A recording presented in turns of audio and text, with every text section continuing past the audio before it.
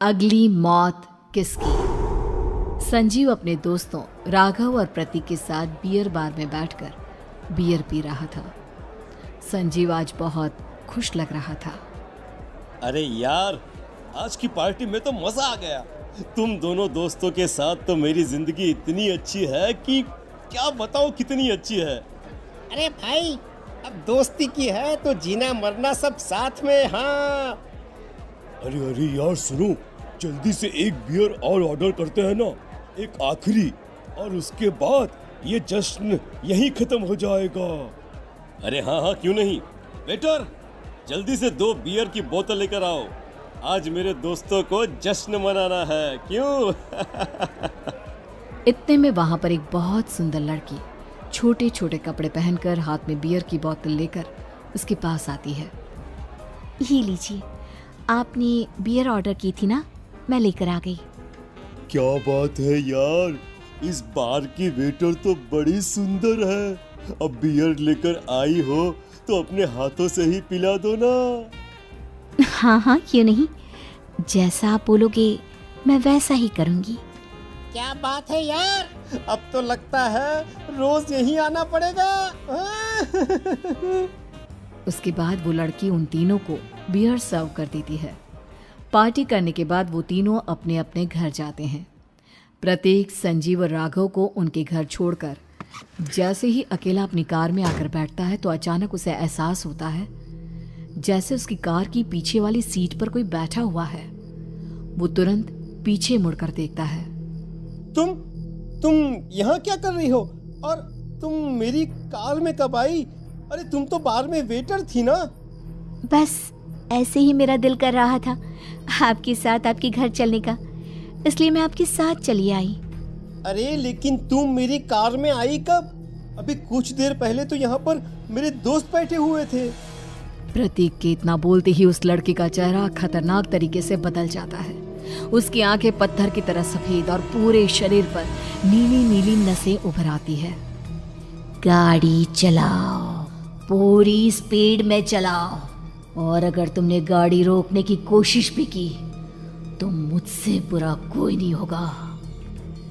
डर की वजह से प्रतीक के पसीने छूटने लगते हैं। उसका शरीर बुरी तरह से कांप रहा था।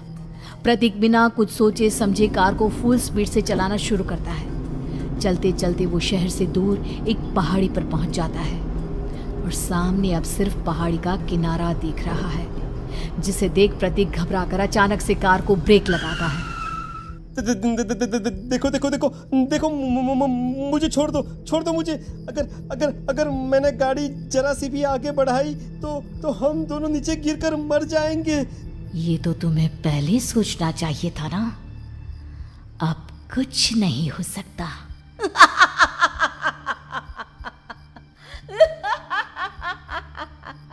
छोड़ दो मुझे। नहीं नहीं, प्लीज मुझे छोड़ दो। प्लीज प्लीज मुझे जाने दो, छोड़ दो मुझे। गाड़ी आगे बढ़ाओ। और तभी अचानक से बिना प्रतीक के स्टार्ट किए उनकी कार आगे बढ़ती है और गहरी खाई में गिर जाती है। उसके चीखने की आवाज़ चारों तरफ सुनाई देती है।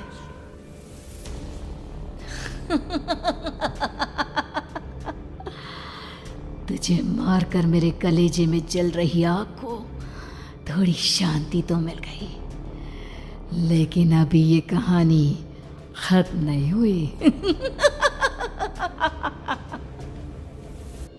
और फिर अगले दिन राघव और संजीव को पता चलता है कि प्रतीक की पहाड़ी से नीचे गिरकर मौत हो गई। अरे कल रात की तो बात है यार, हम सब बैठकर पार्टी कर रहे थे, लेकिन मेरी एक बात समझ में नहीं आ रही। राघव शहर से इतना बाहर उस पहाड़ी पर इतनी रात को क्या करने गया था? अरे यार, वही सोचकर तो मैं भी परेशान हूँ। हम दोनों को छोड़ने के बाद तो वो सीधा अपने घर जाने वाला था, और वो आत्महत्या क्यों करेगा भाई? कल रात तक वो कितना खुश था, हमारे साथ सेलिब्रेट कर रहा था। हाँ, लेकिन पुलिस ने तो यही कहा है कि प्रतीक ने अपनी कार को जानबूझकर पहाड़ी से नीचे गिरा दिया और आत्महत्या कर ली। अरे यार संजीव, मेरी तो कुछ भी समझ में नहीं आ रहा है। चल ठीक है, अब मैं अपने घर जाता हूँ। Okay bye. राघव अपने घर में अकेला था। दोपहर का वक्त था। तभी दरवाजे की घंटी बजी। कौन है? अरे 1 मिनट रुको, अभी आता हूँ। राघव ने जैसे ही दरवाज़ा खोला उसने देखा कि सामने एक बहुत खूबसूरत लड़की खड़ी हुई है। कौन है आप और यहाँ किससे मिलने आई हैं? देखिए ना, बाहर बारिश शुरू हो गई थी, मेरी गाड़ी खराब हो गई है। आपका घर नजर आया तो सोचा कुछ हेल्प ले लेती हूँ। क्यों नहीं, आइए ना, आइए आइए। मेरे कपड़े पूरे भीग चुके हैं, क्या आपके पास टॉवल मिलेगा प्लीज? राघव अपने बाथरूम से एक टॉवल लाकर उस लड़की को देता है। थैंक यू सो मच, अब मैं चलती हूँ। अरे इतनी क्या जल्दी है? आप चाहे तो बारिश रुकने तक यहाँ पर रुक सकती हैं। हाँ। लड़की ने पलटकर राघव की तरफ देखा। नहीं, मुझे जाना होगा, मेरा काम बाकी है। और वो वहां से चली गई। उस लड़की के जाने के बाद राघव अपने बाथरूम में नहाने के लिए गया और जैसे ही उसने बाथरूम में देखा तो उसका टॉवल वहीं पर लटका हुआ था। उसने टॉवल हाथ में लिया तो देखा कि उसका पूरा टॉवल खून के धब्बों से सना हुआ है। अरे अरे ये क्या? ये टॉवेल तो मैंने उस लड़की को दे दिया था। ये वापस मेरे बाथरूम में कैसे आ गया? और इस पर ये खून के धब्बे कहां से आ गए? राघव ने आईने में देखा तो उसकी गर्दन पर एक बड़ा सा चाकू का कट लगा हुआ था जिससे खून बह रहा था, जिसे देख राघव के होश उड़ गए। हाँ, अरे ये क्या? मेरी गर्दन इतनी ज्यादा कटी हुई है और मुझे दर्द भी नहीं हो रहा है। ये क्या हो रहा है मेरे साथ? राघव घबराकर बाथरूम से बाहर आया और अपना मोबाइल उठाकर उसने संजीव को फोन लगाया। संजीव जल्दी से मेरे पास आ जाओ।